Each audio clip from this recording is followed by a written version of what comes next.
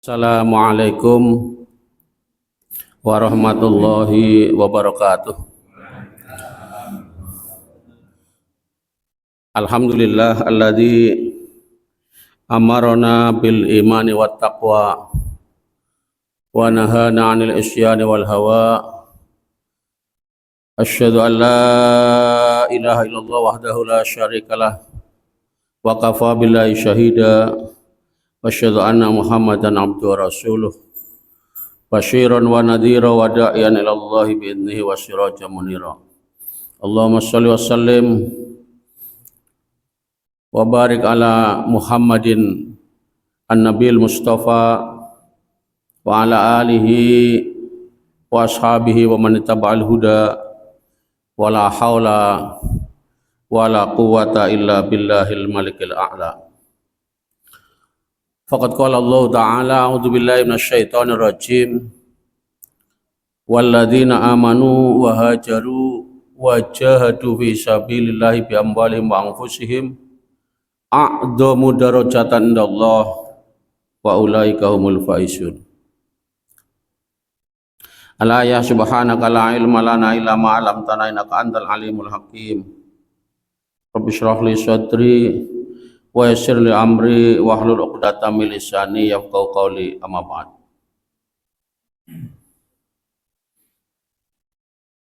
Terlebih dulu kepada para sesepuh yang saya muliakan,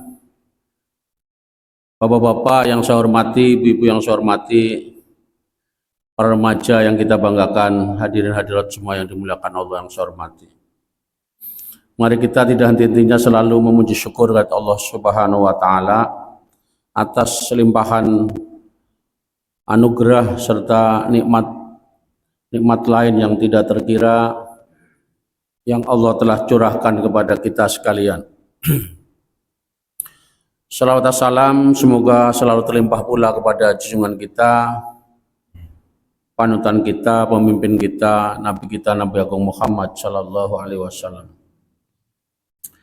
Bapak-bapak, ibu-ibu dan saudara-saudara yang saya hormati, hari ini kita akan coba untuk masuk ke hadis yang ke-19.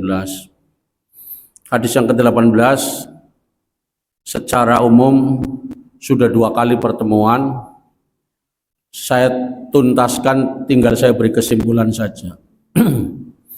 Intinya di hadis 18 adalah nasihat Rasulullah kepada sahabatnya agar dia selalu memperhatikan apa yang dinasihati Rasulullah itu. Rasulullah mengatakan, ittaqillaha haitsuma kunta wa atbi sayyatal hasanata tamhuha wa khaliqin nasa bi khuluqin hasanin. Rasulullah menasihati bertakwa kepada Allah dan iringilah kesalahan dengan kebaikan, serta bergaulah atau pergaulilah manusia dengan akhlak yang luhur, dengan akhlak yang terpuji.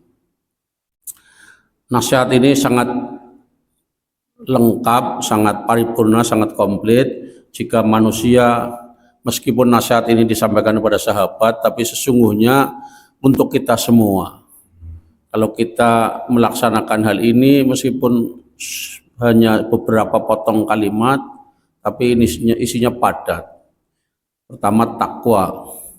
Takwa ini adalah menjamin keselamatan kita. Takwa ini kalau dalam beberapa kitab disebut imtisalu awamirillah wajtinabu nawahihi. Bertakwa itu menjalankan perintah Allah dan menjauhi larangannya. Kalau di bahasa kita kan, di bahasa kita, orang takwa itu melaksanakan perintah Allah menjauhi larangannya, berarti orang yang bisa menghindari godaan syahwat dan godaan syubhat. Jadi orang yang bisa menghindari godaan syahwat, keinginan-keinginan selain kepada Allah, sehingga dia nurut kepada Allah menjalankan perintahnya karena dia bisa menghindari godaan syahwat, juga bisa menghindari godaan syubhat, yaitu hal-hal yang tidak jelas dosanya tapi juga tidak jelas pahalanya, tapi dia bisa menghindari, maka dia menjauhi larangannya Gusti Allah. Itu takwa. Jadi kalau takwa dalam kelas yang paling berkualitas, karena Allah mengatakan haqqa tuqatih, bertakwa dengan takwa yang tinggi, maka orang takwa itu satu, menjalankan yang wajib, yang dua, menjalankan yang sunnah. Jadi kalau takwa biasa, menjalankan yang wajib, perintah Gusti Allah, sunnah. Tapi kalau orang yang haqqa tuqatih, takwa dalam arti yang sebenar-benarnya, orang bertakwa yang berkualitas, maka sunnah pun dijalankan. Jadi menjalankan yang wajib, menjalankan yang sunnah. Yang kedua, menjauhi yang haram, itu sudah cukup sebagai orang bertakwa. Tapi kalau takwa yang berkualitas, tidak hanya menjauhi yang haram, menjauhi yang makruh.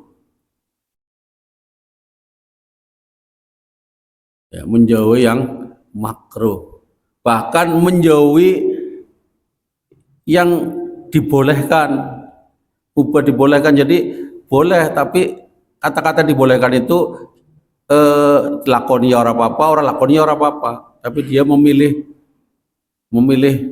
menghindari. Nah, ini kalau orang bertakwa itu yang paling utama, jadi menjauhi yang haram, menjauhi yang makruh,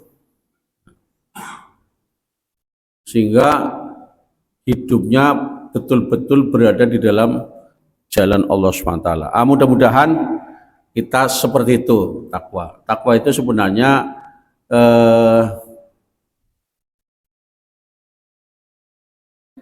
ikhtiar kita agar selalu berada di dalam jalan Allah SWT. Kemudian kalau akhlak, ikhtiar kita bagaimana agar kita disukai oleh sesama, bukan karena penampilan kita, bukan karena harta kita, bukan karena posisi kita, tapi karena perilaku kita. Jadi perilakunya kita jaga sebaik-baiknya, maka ini karakter unggul orang-orang yang bertakwa. Saya kira itu hadis yang ke-18. Sekarang kita lanjutkan hadis yang ke-19. Ini panjang lagi Pak, mungkin beberapa pertemuan lebih dari 2, bisa mungkin 4 kali pertemuan, 3-4 ya. Paling dawa-dawannya ya kita batasi misalnya sampai 5 kali pertemuan, karena memang hadisnya panjang dan isinya juga padat ya. Jadi rinciannya juga, detailnya juga panjang, yaitu tentang pertolongan dan perlindungan Allah Subhanahu wa Ta'ala. Saya bacakan hadisnya. An Abil Abbas, Abdillah bin Abbas, An Abil Abbas, Abdillah bin Abbas radhiyallahu anhuma qala kuntu khalfan nabiyyi sallallahu alaihi wasallam yauman faqala ya gulam inni uallimuka kalimatin ihfadillah yahfadka ihfadillah tajidhu tujahaka idza sa'alta fas'alillah wa idza sta'anta fasta'in billah wa'lam annal ummata law ijtama'at ala ayan fa'uka bisyai'in lam yanfa'uka illa bisyai'in qad katabahu Allahu laka wa in istama'u ala ayyadurruka bisyai'in lam yadurruka illa bisyai'in qad katabahu Allahu alaika rufi'atil aqlam wa jaffatis suhuf rawahu Tirmidzi wa qala hadis hasan sahih wa fi riwayatin ghairi Tirmidzi, dalam satu riwayat selain riwayat Tirmidzi disebutkan ihfadillah tajidhu amamaka ta'arraf ilallah firraha ya'rifka fisyiddah wa'lam annama akhta'aka lam yakun liyusibak wa ma asobaka lam yakun liyukhti'aka wa lam annan nasra ma'as sabr wa annal faraja ma'al karb wa anna ma'al usri yusra. Lumayan panjang ya Pak ya. Ngrokna hadis itu kayong sampai iya apa namanya godaan mengantuk sampai mendatangi ya.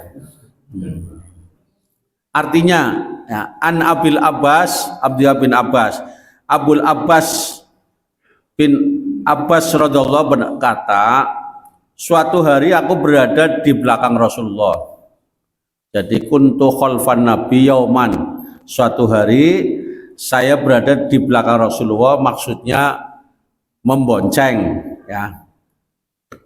Dekat sekali. Lalu pada saat seperti itu beliau bersabda, "Nah, aku hendak mengajarimu beberapa kalimat."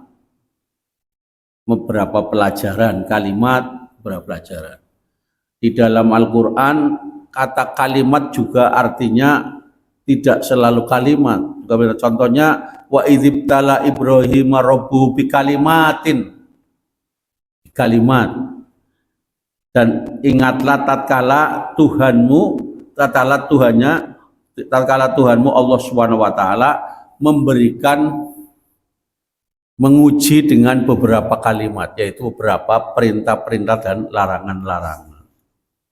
Ya, beberapa ujian-ujian. Jadi kalimat itu dalam beberapa konteks sering dipakai untuk berbagai kebutuhan. Karena dalam bahasa Inggris sama kata-kata yang sering dipakai untuk berbagai macam kalimat, seperti kata take rest, istirahat, take a bath, mandi, take and give, memberi dan menerima. Jadi artinya bisa beda-beda. Nah, itu ini sama dengan kalimat. Di bahasa Arab ada lagi kata yang artinya dipakai untuk berbagai macam kebutuhan. Arti asalnya adalah memukul, doroba. Tapi dalam Al-Quran hampir jarang sekali kata doroba yang diartikan memukul. Tapi seringnya adalah membuat atau menjadikan perumpamaan dan seterusnya. Banyak. Wa daraballahu mathalan kalimatan thayyibatan dan seterusnya. Jadi wa yadribu tidak memukul ya. Wa yadribullahul amsala linnas, dan Allah membuat satu perumpamaan untuk manusia. Padahal membuat bahasa Arabnya yasna'u. Nah, oleh karena itu bahasa kadang-kadang memang perlu kontekstualisasi, tidak selalu bermakna tekstual, kadang-kadang maknanya kontekstual. Saya lanjutkan, jadi nah aku hendak mengajarimu beberapa kalimat, maksudnya beberapa pelajaran. Kata Rasulullah, ihfadillah yahfadka, jagalah Allah yahfadka. Kalau kamu jaga Allah, jagalah Allah, pasti dia Allah menjagamu. Yahfadka, yahfadha itu huwa itu yahfadu itu Allah Subhanahu wa taala ya. Yahfadka ya. Niscaya Allah SWT akan menjagamu pula. Ihfadillah tajidhu tujahaka, jagalah Allah, dia Allah SWT senantiasa akan bersamamu. Jadi kata Rasulullah itu, jaga Allah, pasti Allah menjagamu. Jaga Allah, dia pasti akan selalu bersamamu. Kemudian idza sa'alta fas'alillah, jika kamu memohon sesuatu, mohonlah kepadanya, mohonlah kepada Allah. Karena Allah punya semuanya, kita punya terbatas. Kan kata dalam Al-Qur'an disebutkan lahu ma fis samawati wa ma fil ardh, semua yang di langit di bumi itu milik Gusti Allah. Kalau kita kan punya titipan. Bukti bahwa yang segala yang kita miliki itu titipan, ada yang mati, kita nggak bawa. Bahkan pasangan hidupnya yang mengatakan sehidup semati, mau mati, mau nangis kayak ngapa, ya kalau dijak bareng orang gelem. Ini antara lain. Apalagi kok sampai sampai ke akhirat, sampai ke kuburan aja kadang-kadang ada sing orang gelem mau mudi dan lain segala macam. Itu benar memang ini. Ya. Oleh karena itulah maka betul-betul titipan semua yang kita miliki hakikatnya ini. Ya. Jadi jika kamu hendak meminta, kalau minta mintalah kepada Allah Subhanahu wa taala. Wa idasta'anta fasta'in billah.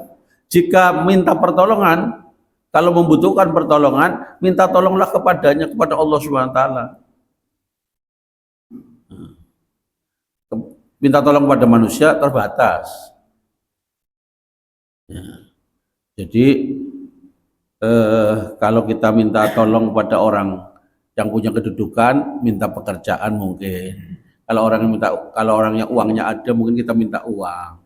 Kalau minta yang tenaga darosa, mungkin kita minta tolong dibantu mengangkat barang dan seterusnya. Tapi kalau minta kepada Allah, di mana saja, di tengah samudra, ya kita minta tolongnya kepada Allah. Makanya di dalam bahasa Inggris orang kalau sudah minta tolong kepada orang tidak bisa, mesti dia bilang, my God. Kalau kita, ya Allah, ya Allah, ya Allah.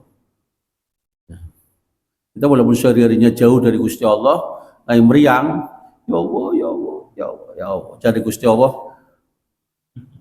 Kalau kita tidak dekat dengan Allah, ya Allah, ya Allah, rasakan sakitmu sebari jauh kelamat. Jadi kalau kita sering menyadari pada suatu ketika kita akan minta tolong kepada Allah di saat-saat orang lain tidak bisa membantu, maka kita sehari-hari harus dekat kepada Allah. Pasti Allah akan menjaganya. Tadi dikatakan jika kamu minta pertolongan, minta tolonglah kepadanya.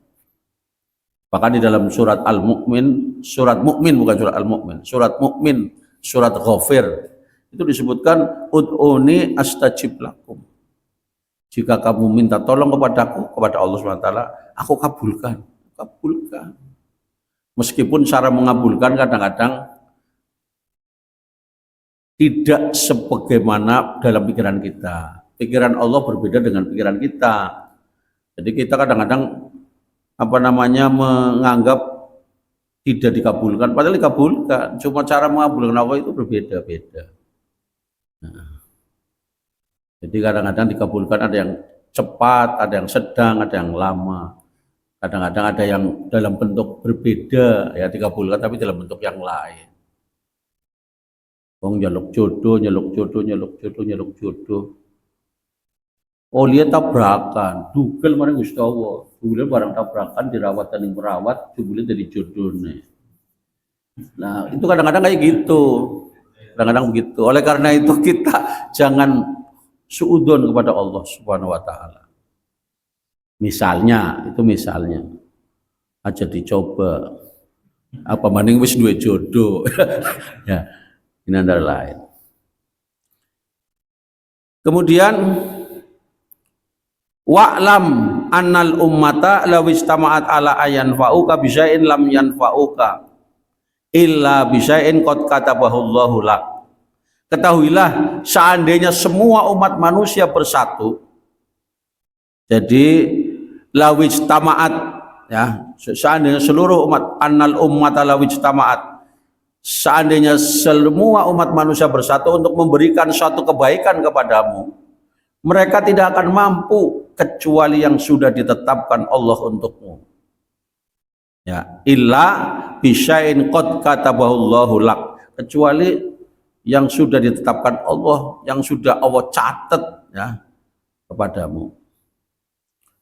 Wa inijtama'u ala an yadurruka bisya'in lam yadurruka illa bisya'in qad katabahu Allahu alaik. Dan seandainya semua umat manusia bersatu untuk mencelakakanmu, mereka juga tidak akan mampu kecuali keburukan yang telah ditetapkan Allah untukmu. Ini antara lain. Rufi'atil aqlam wa jaffatis suhuf. Pena telah diangkat dan tinta telah kering. Hadis riwayat Tirmidzi, dia berkata hadis ini hasan sahih. Wa fi riwayatin ghairi Tirmidzi, riwayat lain menyebutkan atau dalam hadis riwayat selain Tirmidzi itu disebutkan ihfadillah tajidu amamaka, jagalah Allah pasti kamu selalu bersamanya. Ta'arraf ilallah firraha, kenalilah Allah saat kamu lapang. Fisyiddah ya'rifka fisyiddah, niscaya atau pasti dia akan mengenalimu saat kamu susah. Lagi lapang kita nggak mau kenal, barang susah minta dikenal dari Allah. Ya kalau bahasanya pemerintah sorry ya. Ya, jadi kita harus ini dulu. Kalau dalam Al-Quran disebutkan fadhkuruni adzkurkum. Wa'lam annama akhta'aka lam yakun liyusibaka.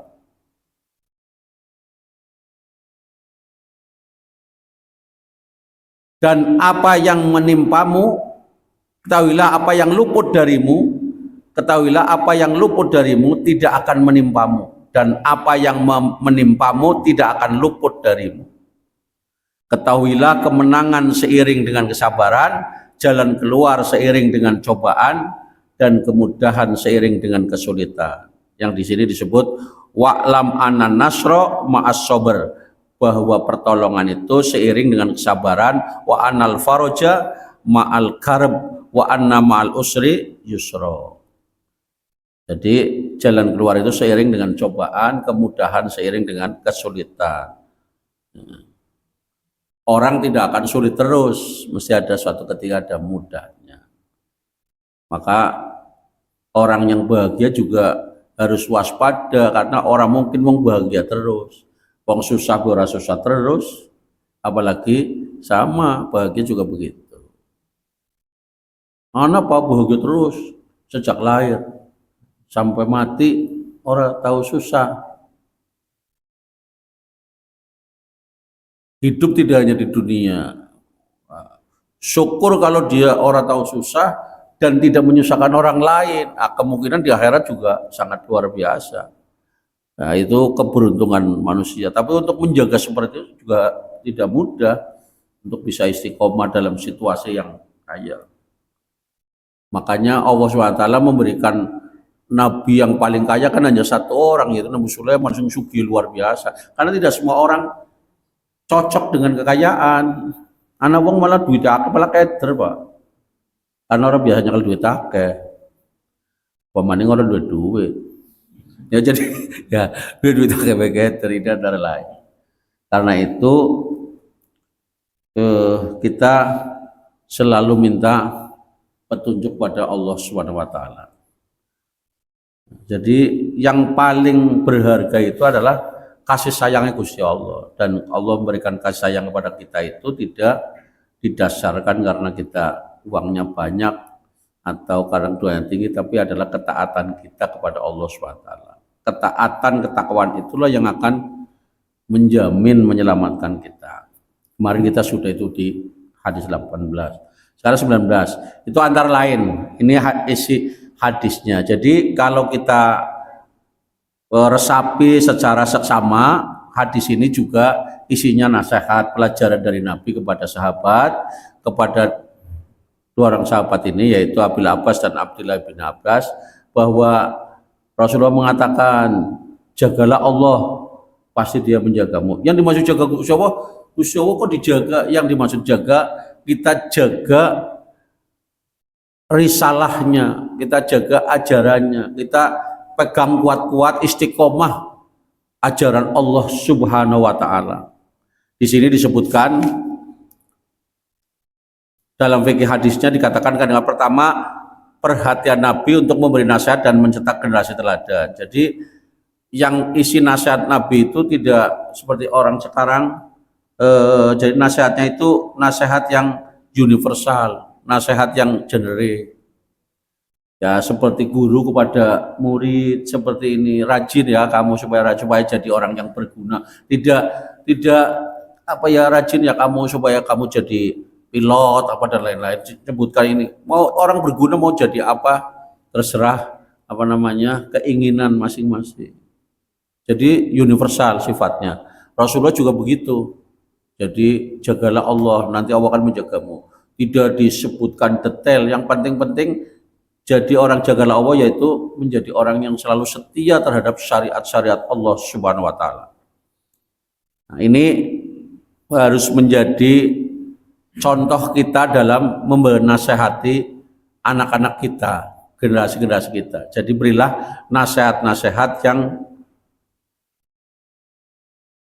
universal, yang general, yang menjadi standar kebutuhan bagi setiap orang dan sangat sangat penting untuk menjadi pedoman untuk masa depan orang yang mendapat nasihat itu, anak-anak kita. Makanya di sini dikatakan Rasulullah mempunyai keinginan yang sangat kuat untuk menanamkan akidah yang benar dalam diri masyarakat Muslim, terutama pada pemuda. Ini tidak aneh karena Allah telah berfirman, sesungguhnya telah datang kepadamu seorang Rasul dan dari kaummu sendiri berat terasa olehnya penderitaanmu, sangat menginginkan keimanan dan keselamatan bagimu, amat belas kasihan lagi penyayang terhadap orang-orang mukmin. Surat At-Taubah 128. Ayat ini sering dibacakan oleh itu pakai kaset di masjid-masjid menjelang subuh. Itu. Laqad ja'akum rasulun min anfusikum. Telah datang seorang rasul kepada kamu, rasulun min anfusikum, dari jenis kaum sendiri, dari kaummu sendiri pula. Azizun alaihi ma anittum harisun alaikum bil mu'minina raufur rahim. Ini ayatnya. Surat At-Taubah ayat 108. Azizun alaihi, yang dia ikut merasa berduka, ikut merasa berat atas hal-hal cobaan yang menimpa kita. Jadi Nabi ikut bersedih. Tidak mohon maaf, jangan sampai rakyatnya susah puas kon. Nah, ini enak jadi rakyat, enak awak edep. Misalnya, itu jangan sampai. Jadi Nabi itu azizun alaihi ma anittum, harisun alaikum bil mu'minina raufur rahim, dan selalu menjaga atau menginginkan keselamatan dan kedamaian umatnya. Ingin menginginkan keimanan dan keselamatan kamu semuanya maksudnya umatnya. Ini Nabi kita. Nah, kita juga sebaiknya begitu. Jadi ada saudara kita susah, kita ikut bersedih. Saudara kita senang, kita ikut ini. Dan kalau kita senang, kita juga ikut membagi ya. Nah, kalau dalam bahasa pergaulan, ikut orang lain, ikut kecipratan lah ya. Jangan susah sa RT krungu kabeh seneng tanggane ora rasan ya. Apa maning ka sa RT ya. Jadi cara lain. Ini yang Nabi Muhammad seperti itu. Jadi maka dalam Al-Qur'an kan wa amma bi ni'mati rabbika fahadis, dan adapun nikmat Tuhanmu ya, kalau kita dapat hendaklah kamu ceritakan itu, maksudmu orang mau cerita tapi orang lain ikut merasakan. Ini antara lain. Oleh mungmunge pas-pasan wong kerasa sacuwil nggon sak keluarga bae ini kalaman. Ya aja cerita mana-mana. Mungmunge ikan mungsa paro masake nang pinggir lawang tanggane ora padahal cuma iwak separoh tok nggo anu misalnya ya, ini antara lain.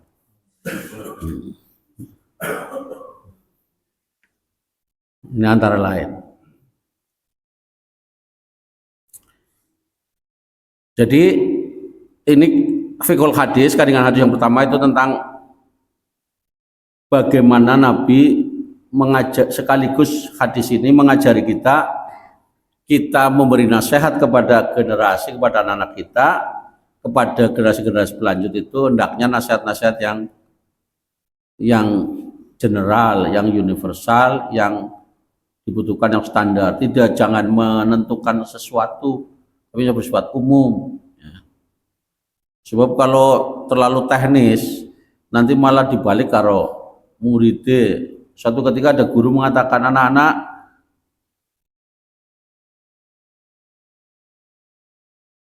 kamu harus pintar, Kamu harus rajin belajar supaya kamu pintar. Kalau kamu pintar nanti kamu jadi dokter.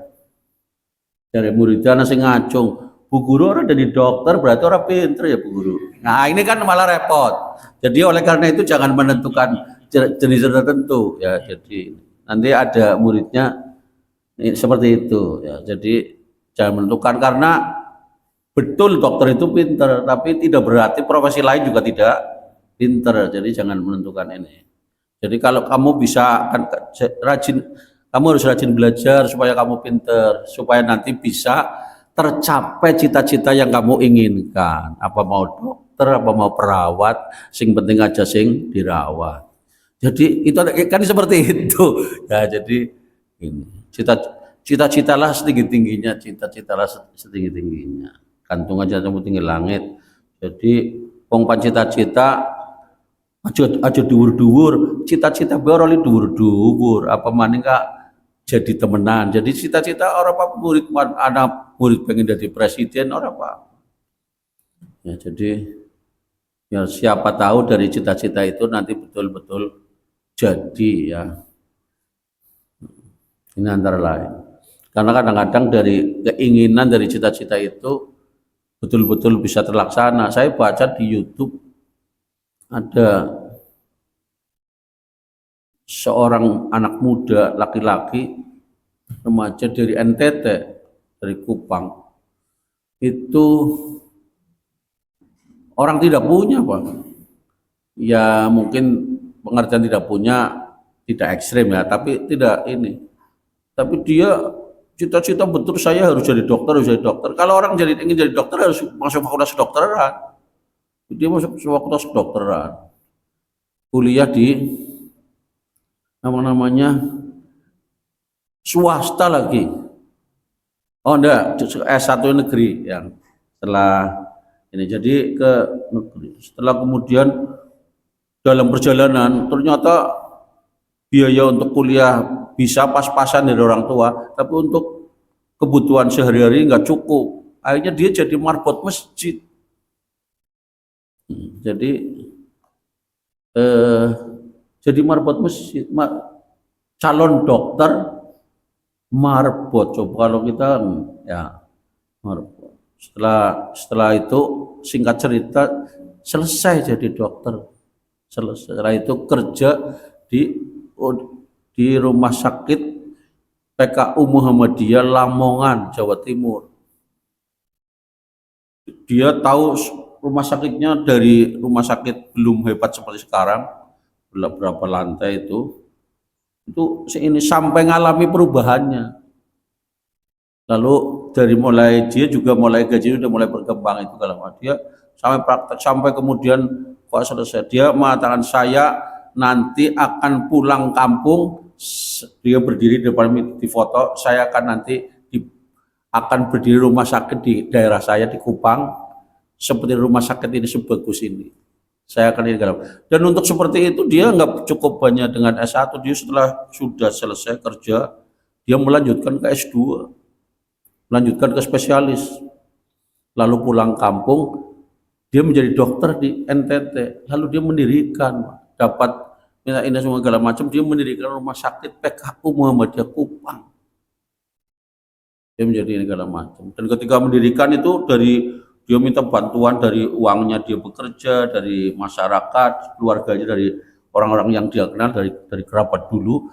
Lalu karena terus betul-betul berjalan bangunan, banyak sumbangan-sumbangan datang berdatangan. Ini antara lain. Jadi segala sesuatu memang ada yang kadang-kadang seperti itu. Tapi yang seperti itu memang mengapa diceritakan karena jarang ya, jarang. Tapi memang seperti itu. Jadi kadang-kadang saya baca juga di YouTube itu seorang perempuan anak pemulung hidup di ini di apa namanya kalau di Jakarta itu Pulau Gebang di tempat apa namanya para pemulung itu. Tapi bisa sekolah sampai pinter sekali, ya sekolah SD sampai SMA gratis dia terus.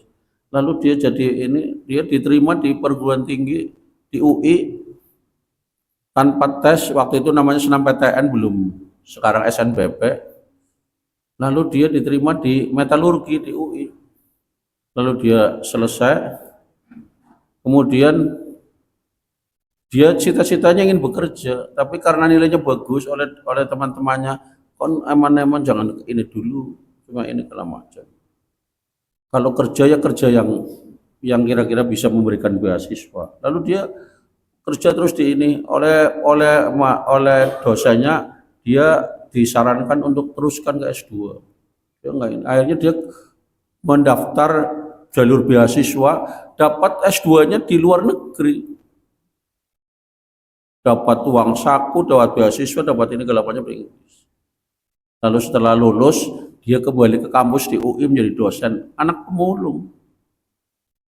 Tapi ya itu tadi mengapa diceritakan orang-orang seperti itu ini. Tapi memang semua orang-orang sukses tidak semuanya dari orang hebat juga. Banyak yang semacam itu. Yang paling penting maka kita nasihati anak-anak kita, jangan pernah merasa patah semangat. Merasa patah semangat.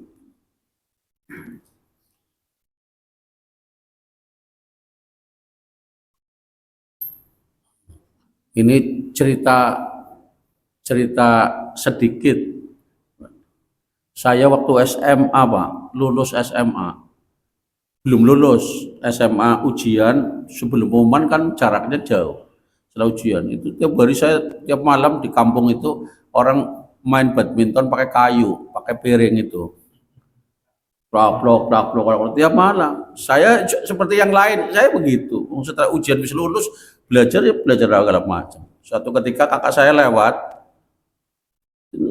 lalu setelah itu di ini almarhum kakak saya mengatakan bilang, setelah itu ke rumah pulang, jangan ini segala macam, sudah cukup, jangan malam ya, cepat pulang. Nah itu ditunggu, saya pulang. Saya nggak berani sampai malam karena suruh pulang. Saya pulang. Saya pulang ini kon jadi minton boy.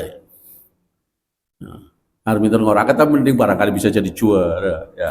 Kalau minton boy segala macam. Ya sudah ujian, si kon ora pan kuliah. Kata saya, kamu tidak akan kuliah. Saya balik menjawab, saya mau kuliah.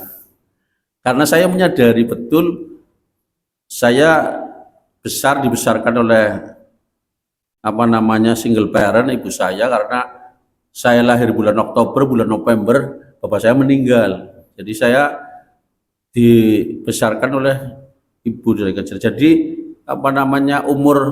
umur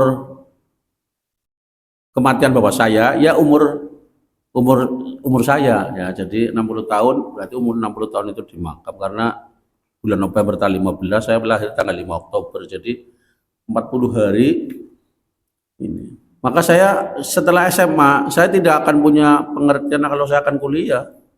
Tapi kalau saya bilang, saya mau kuliah, kata kakak saya, selama saya ada, bismillah coba pokoknya nanti belajar. Saya senang sekali Pak. Oh, berarti saya nanti kuliah. Saya akhirnya nggak minton-minton lagi belajar karena masih akan teruskan. Ada harapan. Selama ini karena minton-minton, lah mau belajar apa? Mau misalnya sekolah SMA sudah selesai. Akhirnya saya bisa ini. Alhamdulillah bisa selesai. Lah itu yang menjadikan manusia terangkat itu karena pendidikan, Pak. Maka karena Allah mengatakan yarfa'illahu alladziina amanu minkum, itu betul. Walladziina utul ilma darajat. Orang yang akan terangkat itu ya karena ilmu itu. Allah akan mengangkat derajat, mengangkat orang-orang di antara kamu yang beriman dan orang-orang yang berilmu pengetahuan. Saya berpikir waktu itu, kalau saya jadi petani, orang duwe sawah. Mau jadi pedagang, orang duwe modal. Untung sekolah, coba kalau nggak sekolah. Dagang orang duwe modal, petani orang duwe sawah, lain antara lain. Maka dari itu, pendidikan itu sangat penting sekali. Yang orang terpelajar kan jangankan untuk mengangkat dirinya, ngoreksi pemerintah bisa. Itu di TV, di YouTube, anak perempuan bisa pidato begitu luar biasa. Itu kan karena coba sekolah orang mahasiswa orang wanita kayak Coba ya, nah, ini adalah lain. Oleh karena itulah maka didik anak-anak kita ini. Jadi saya teringat oleh ini. Jadi anak-anak kita supaya semangat. Jadi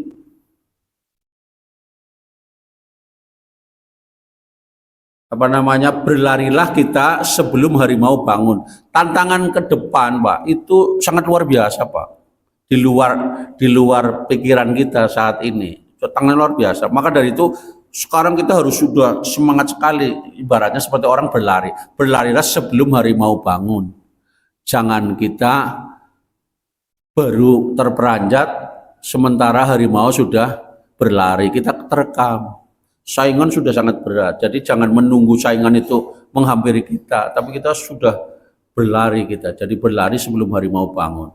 Kebanyakan kita kan menunggu. Memang ini antara lain seperti itu. Kebanyakan orang-orang yang sukses saat ini itu orang-orang yang betul-betul mempersiapkan segala rupa, terutama mental kita. Mental menjadi mental petarung ya, mental yang kuat sekali. Ini antara lain. Yang pertama, jadi nasihat sekaligus memberikan pelajaran pada kita. Kalau kita memberikan nasihat pada anak-anak kita, nasihatilah hal-hal yang sifatnya generik, ya, yang universal, yang menjadi kebutuhan setiap orang. Jangan terbawa kepada satu hal yang karena kita terpesona dengan dokter lalu hanya dokter saja, sementara anaknya tidak minat ke dokter. Karena kita terpesona dengan insinyur, kita ininya ke insinyur saja. Karena kita terpesona dengan apa namanya, hukum ya, lalu kita ke ini. Jangan seperti itu. Jadi supaya anak itu bisa ini. Antara lain. Yang kedua, ucapan yang akan kekal sepanjang masa dan cara penyampaian yang sangat bagus. Ya, Ibnu Abbas memberitahu kita tentang nasihat yang sangat singkat dan syarat akan makna yang ia dapat dari Rasulullah SAW ketika ia membonceng di belakang Rasulullah. Karena urgensi nasihat tersebut, maka perlu mendapat perhatian penuh dari orang yang mendengarkannya. Ya, saya ingat betul nasihat orang-orang tua kita dulu, tidak hanya orang tua bapak-bapak, orang tua saya orang sebagian besar. Itu kalau anak lulus sekolah lalu mau kuliah ke luar kota, itu biasanya, nak, tolong jangan lupa sholat. Kalau orang yang berpikirnya dunia kan sing dipikiri sangun ini aja kelalen dokasin lontong ya segala macam gawain segala macam. Tapi aja kelalen sholat. Masalah dokasin tak kelalen nang dalannya bisa tuku. Tapi sholat kan kalau ini antara lain. Jadi biasanya orang tuh begitu, kon cak kelalen sembahyang. Nah, kok nang kene sembahyang rajin segala macam. Iya Pak, jangan khawatir insyaallah. Ini misalnya. Jadi seperti itu. Nah, Rasulullah juga begitu. Dia bilang, jagalah Allah, niscaya Allah akan menjagamu. Yaitu laksanakan perintah-perintah Allah secara istiqomah, dijaga, pasti Allah akan menjagamu. Kadang-kadang kita ingin dijaga Allah, tapi kita kadang-kadang tidak istiqomah di dalam menjalankan ajaran Allah Subhanahu wa taala. Ini antara lain. Kemudian yang ketiga, yaitu di sini dikatakan, saya kira harus menjadi keyakinan kita semua orang mukmin bahwa kalau jagalah Allah niscaya Allah menjagamu, itu betul adanya. Jadi karena yang dimaksud menjaga Allah itu bukan Allah zatnya, tetapi adalah ajarannya, ta'alimul Islam, ajaran-ajaran Islam. Jadi Al-Quran dan seterusnya. Di dalam surat Ar-Ra'd ayat yang ke-11 itu dikatakan, artinya itu baginya ada malaikat-malaikat yang selalu mengikuti secara bergiliran di muka dan di belakangnya. Mereka menjaganya atas perintah Allah SWT. Jadi kalau kita orang yang selalu istiqomah menjaga syariat Allah SWT, itu Allah SWT perintahkan para malaikat itu sampai betul-betul penjagaannya sangat luar biasa. sampai luar biasa, sampai bergiliran. Dalam ayat yang lain dikatakan di dalam juz amma itu wa inna alaikum lahafidin, dan setiap dirimu ada malaikat-malaikat yang menjagamu,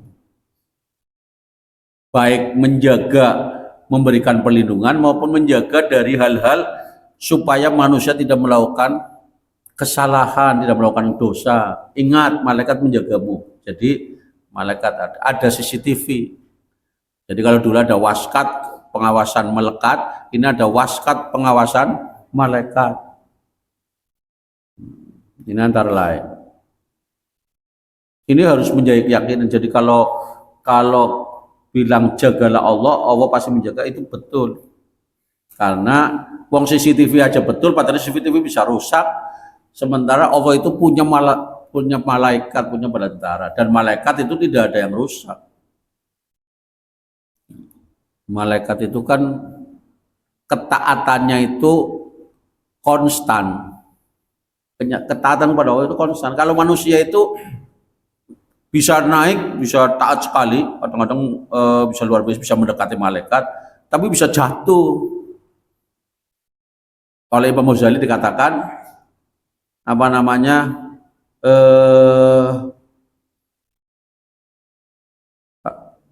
kalau orang beriman itu kadang-kadang naik, kadang-kadang turun. Apa istilahnya? Al-imanu yazidu wa yanqus. Ya, al-imanu yazidu wa yanqus. Iman itu kadang-kadang bertambah, kadang-kadang naik, kadang-kadang turun. Itu adalah imannya manusia secara umum. Kalau imannya malaikat itu kan la yazidu wa la yanqusu. Imanul malaika, imannya para malaikat itu tidak bertambah dan tidak berkurang, konstan. Kalau imannya para nabi, yazidu wa la yanqusu, naik, tidak turun. Kalau manusia biasa, yazidu wa yanqus, naik karena turun. Kalau imannya iblis, la yazidu wa yanqusu, tidak bertambah tapi mudun terus. Itu iblis. Nah, maka kalau manusia yang apa namanya senengnya kemaksiatan, senengnya dosa, itu dekat dengan iblis. Itu nulari apa ketularan iblis. Kalau yang imannya tambah terus, itu ketularan malaikat. Kalau orang biasa karena jarang ngaji dan lain-lain, itu ya situ yang harus naik turun. Jadi kadang-kadang naik, kadang-kadang turun. Anggar apa namanya? Anggar senang, lagi bahagia, anggar lagi susah, emut Gusti Allah, ya Allah, ya Allah, ya Allah, ya Allah, ya Allah. Kadang seneng kelalen. Ya. Bahkan anak adzan be orang marah nih, HP aku be anak adzan enggak. Nah, ini ada lain. Jadi, nah ini. Karena itulah maka ini tentang pertolongan dengan Allah. Jadi baru satu item, yaitu jagalah Allah, niscaya Allah akan menjagamu. Di sini banyak sekali nanti ada antara lain, jika kamu meminta pertolongan, mintalah kepada Allah SWT. Mudah-mudahan setelah kita sampai hadis ini, kita menjadi makin yakin akan kekuatan Allah SWT dalam menjaga kita, sehingga kita tidak akan tergiur atau terbawa larut terhadap bantuan-bantuan pertolongan dari selain Allah SWT. Kita minta tolong pada orang tua, minta tolong pada manusia, semua karena perintah Gusti Allah. Jadi yang tidak Allah perintahkan, minta kepada makhluk yang Allah sangat murka, kita tidak akan lakukan. Saya kira demikian, mudah-mudahan bermanfaat. Banyak kurangnya saya mohon maaf yang sebesar-besarnya. Nanti setelah Isya kita lanjutkan tanya jawab. Allahu minkum, nasrun minallah, fathun qarib. Assalamualaikum warahmatullahi wabarakatuh.